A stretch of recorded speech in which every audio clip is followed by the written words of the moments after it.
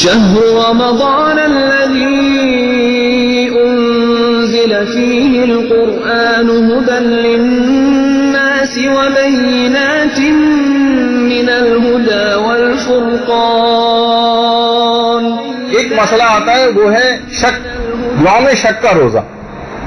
یہ بہت زیادہ کنفیوژن کے اندر یہ دو الگ الگ مسئلے ہیں جس کو لوگ ایک بنا دیتے ہیں اور اس کا اطلاق زیادہ تر کرتے ہیں شب عید یا جس دن ابھی میں بتاتا ہوں. اس میں اس کے مسئلے کے دو حصے ایک لحاظ سے، لیکن یہ جو ہے یوم شک کا جو مسئلہ ہے اصل میں یہ وہی ہے جو ابھی شاید آپ کو 2 روز بعد پیش آنے والا. اگر یہ شک ہو کہ آج آخر شعبان ہے یا اول رمضان، کہیں سے کوئی اطلاع آ رہی ہے کہیں سے کوئی اطلاع آ رہی ہے. ابھی آپ دیکھیں گے رمضان شروع ہوگا، عید میں بھی ایسی اطلاعات آتی ہیں. کہیں سے کوئی شخص کہہ رہا ہے کہ مثلا وہاں چاند ہو گیا ہے، فلاں جگہ سے اطلاع آئی ہے، آپ کو کہیں سے کوئی یقینی بات پتہ نہیں چل رہی. اب یہاں تو آج کل ہر شخص آزاد ہے اور ڈس انفارمیشن بھی خوب پھیل رہی ہوتی ہے ادھر سے ادھر، آپ کو اطمینان نہیں ہو رہا. اگر آپ کو شک ہو جائے کہ آج آخری شعبان ہے یا اول رمضان، تو اس دن رمضان کی نیت سے اس حالت شک میں روزہ رکھنا حرام ہے. رمضان کی نیت سے حالت شک میں روزہ رکھنا حرام ہے. اس کا اطلاق عید کے دن نہیں کر سکتے. ابھی اس کا مسئلہ بھی چلے وہ بھی ابھی بتا دیں کہ اگر کسی کو یہ شک ہو کہ آج آخر رمضان ہے یا روزہ عید، تو اس دن رمضان کی نیت سے روزہ رکھنا واجب. یہ جو مسئلہ پہلے بیان ہوا تھا، اس مسئلے کو لوگ عید پہ کھینچ کے لے آتے ہیں اور کہتے ہیں بھائی شک کی حالت میں تو روزہ رکھنا ہی نہیں چاہیے اور عید کے دن روزہ رکھنا پھر حرام ہے. اس دن بھائی ہر وہ دن جس کے متعلق شک ہو کہ آج آخری رمضان ہے یا روزہ عید ہے. کہیں سے کوئی عید کی اطلاع میں مل رہی ہے لیکن یقین نہیں آ رہا، کہیں سے اطلاع مل رہی ہے کہ نہیں عید نہیں ہے. اب اس حالت شک میں آپ کو روزہ ہی رکھنا واجب ہے رمضان کی نیت سے. ہاں پھر دن میں کسی وقت آپ کو یقینی ذرا سے اطلاع مل گئی، 12 بجے اطلاع مل گئی، 1 بجے اطلاع مل گئی کہ بھائی آج روزہ عید ہے، تو خود بخود آپ کا روزہ ختم ہو جائے گا. لیکن یہ جو اس سے پہلے کا مسئلہ ہے یہ ہے اصل میں جو جہاں پہ اس کا اطلاق ہوتا ہے یوم شک کا روزہ، جو کہ شک کی حالت میں روزہ رکھنا حرام ہے.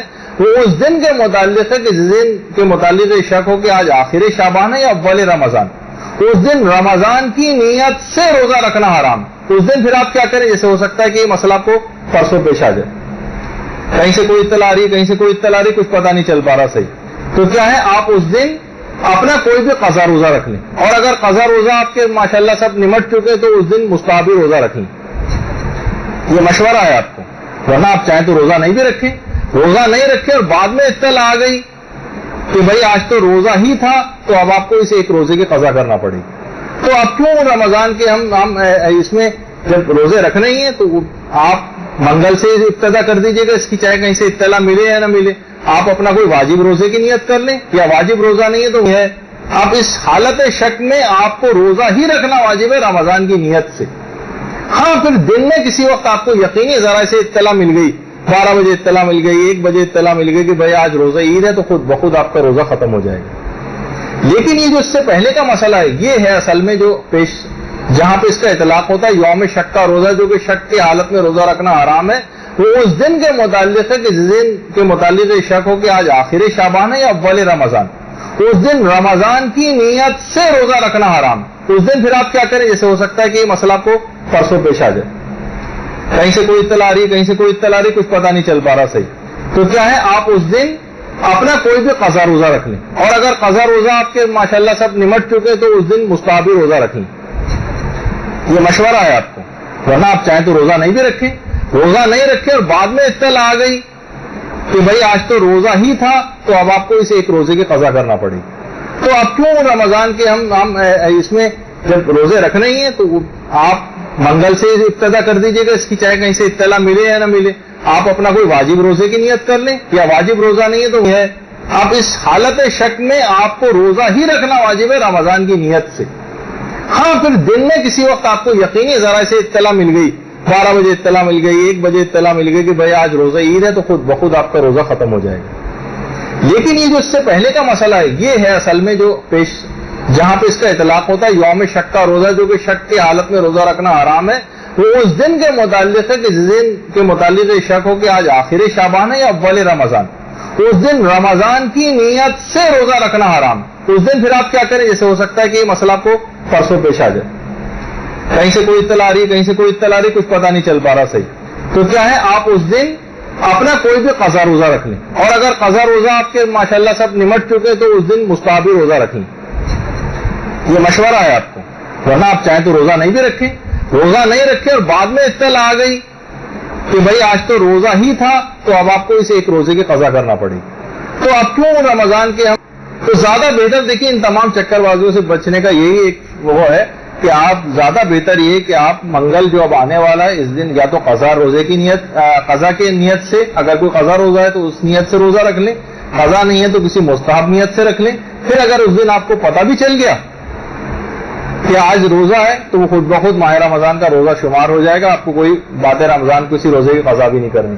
اور اگر نہیں پتہ چلا، مثلا ہو سکتا ہے بدھ کا ہو جائے، تو اب یہ قضا روزہ آپ کا اتر جائے گا اور مستحبی روزہ تو اس کا ثواب آپ کو مل جائے گا، تو آپ کا کوئی نقصان نہیں ہوگا. تو ابھی آپ کے لیے فی الحال ہم ابھی عید والے مسئلے کی طرف نہیں جا رہے، ابھی کے لیے آپ کا ایک لحاظ سے اس کا تعین اس بات کا کر دیتے ہیں کہ آپ اس دن روزہ رکھ ہی لیں، چاہے واجب قضا کی نیت سے کوئی قضا روزہ ہو یا پھر کوئی مستحبی روزہ ہو، لیکن شک کی حالت میں رمضان کی نیت سے روزہ نہیں رکھ سکتے اس دن، سوائے اس کے کہ کوئی یقینی ذرائع سے آپ کو اطلاع مل جائے. اور آقا سیستانی کے فتوے میں تو افق وغیرہ کا بھی مسئلہ ہے، یعنی یہ بھی نہیں ہو سکتا کہ مثلا آپ کہیں گے ایران میں چاند نظر آ گئے، وہ آپ کے لیے بیکار. یہ چاند کے مسئلے جب آئیں گے تو پھر اس وقت ہم آپ کو بتائیں گے کہ یہ یوں بیکار ہے کہ آقا سیستانی ہو یا خود رہبر معظم ہی ہو یا امام خمینی ہو، یہ سب افق کے قائل تھے کہ جس جگہ چاند دیکھا گیا ہے وہاں کا افق اور آپ کے اپنے شہر کا افق اگر برابر ہے یا قریب الافق ہے یا ایک دو شرطیں اور بھی ہیں تو پھر آپ اس کے مطابق اپنے چاند عید یا رمضان کو منا سکتے ہیں، ورنہ نہیں. یعنی اگر آپ کو ویسے پتہ چلا بس ایران میں چاند ہو گئے تو یہ آپ کے شہر کے لیے کافی نہیں ہے، آپ کو اپنے مطابق ہی یہاں پر جو آپ کے جس میں چاند کے مسئلے جب ہم بتائیں گے اس کے مسائل کے مطابق عمل کرنا پڑے گا. فقط یہ کہنے سے آپ کی جان نہیں چھوٹے گی کہ وہاں پہ تو ہو گیا ہے. خود ایران کے اندر بہت ساری چیزوں کا ایک الگ مسئلہ ہوتا ہے، بعض اوقات کے تمام شہروں میں یکساں چاند کے لیے وہاں پر حاکم شرع جو ہے حکم جاری کر دیتا ہے تو پورے ایران پہ اس کا اطلاق ہو جاتا ہے، لیکن اس کے جو دیگر ممالک ہیں ان پہ بھی اطلاق ہوتا ہے. یعنی یہ چاند کے مسئلوں کے اندر ہم اس کا ذکر کریں گے.